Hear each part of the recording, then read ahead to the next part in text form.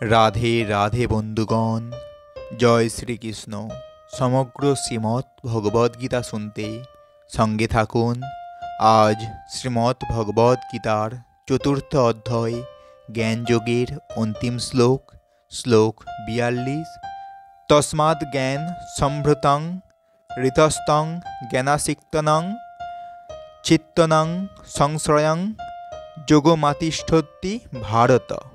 অর্থাৎ, অতএব হে ভারত, তোমার হৃদয়ে যে অজ্ঞানপ্রসূত সংশ্রয়ের উদয় হয়েছে তা জ্ঞানরূপ খড়গের দ্বারা ছিন্ন করো।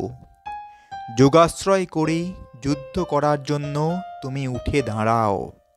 এর তাৎপর্য, এই অধ্যায়ে যোগমার্গের উপদেশ দেওয়া হয়েছে।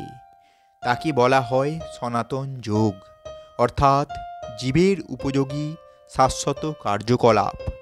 এই যোগে দুই রকম যজ্ঞ অনুষ্ঠান সাধিত হয়।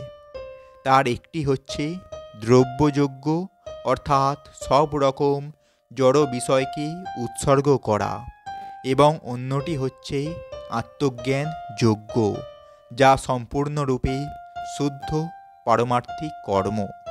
দ্রব্যময় যজ্ঞ যদি পারমার্থিক উদ্দেশ্য সাধিত না হয় তবে তা জড়জাগতিক কর্মে পর্যবসিত হয়।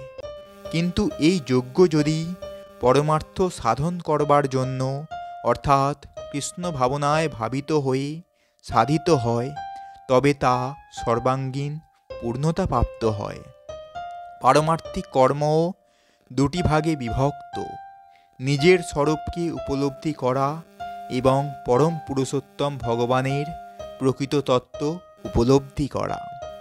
ভগবদ্গীতার যথার্থ জ্ঞান লাভ করলে এই দুটি তত্ত্বকেই অনায়াসে উপলব্ধি করা যায়। তখন অনায়াসে উপলব্ধি করা যায় যে জীবাত্মা হচ্ছে ভগবানের অবিচ্ছেদ্য অংশ। এই প্রকার উপলব্ধি পরম মঙ্গলময়, কারণ এই জ্ঞানের প্রভাবে ভগবানের দিব্য লীলার তত্ত্ব সহজেই বুঝতে পারা যায়। এই অধ্যায়ের প্রথমেই ভগবান নিজেই তার অপ্রাকৃত কার্যকলাপের কথা বর্ণনা করেছেন।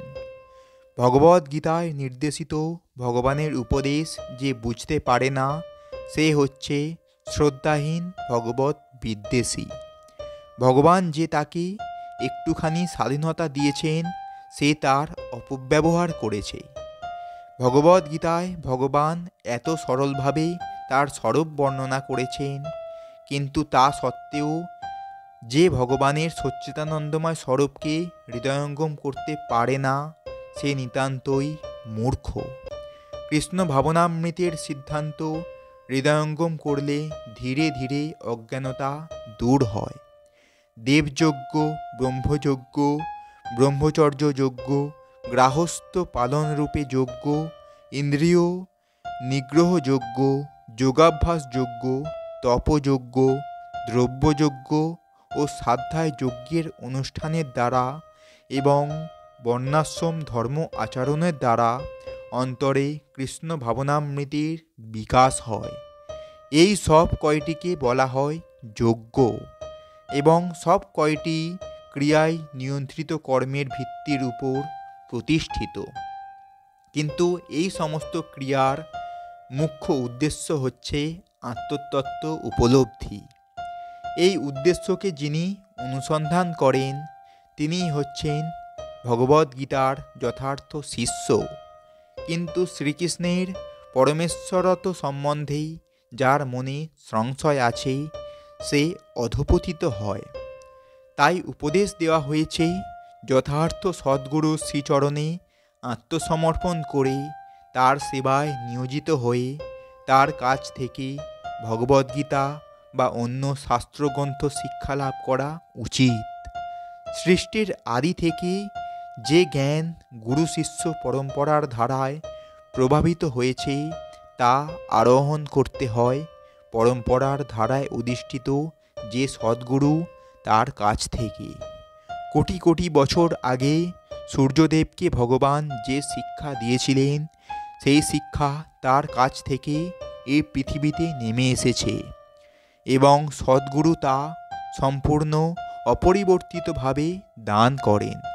তাই ভগবদ্গীতার যথার্থ উপদেশ প্রত্যেকের গ্রহণ করা উচিত।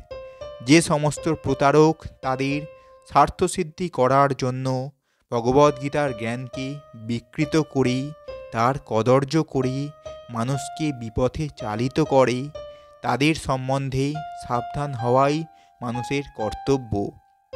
ভগবান হচ্ছেন অবিসম্বাদিত পরমেশ্বর এবং তার সমস্ত লীলাই অপ্রাকৃত।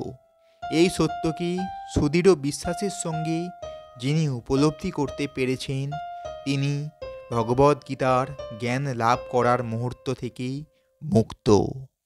ইতি অপ্রাকৃত পরমার্থিক জ্ঞানের স্বরূপ উদ্ঘাটন বিষয়ক জ্ঞানযোগ নামক শ্রীমদ্ ভগবদ্গীতার চতুর্থ অধ্যায়ের ভক্তি বেদান্ত তাৎপর্য সমাপ্ত হল। তো বন্ধুগণ, আমাদের শ্রীমদ্ ভগবদ্গীতার জ্ঞানযোগ সমাপ্ত হলো। যদি কোনো ভুল ত্রুটি এবং সংস্কৃত উচ্চারণে কোনো ত্রুটি থেকে গিয়ে থাকে, তার জন্য ক্ষমাপ্রার্থী। এবং আপনারা সমস্ত শ্রীমদ্ ভগবদ্গীতা এবং বাংলা অনুবাদ শুনতে আমাদের এই চ্যানেলটি সাবস্ক্রাইব করবেন এবং সঙ্গে থাকবেন। রাধে রাধে, জয় শ্রীকৃষ্ণ।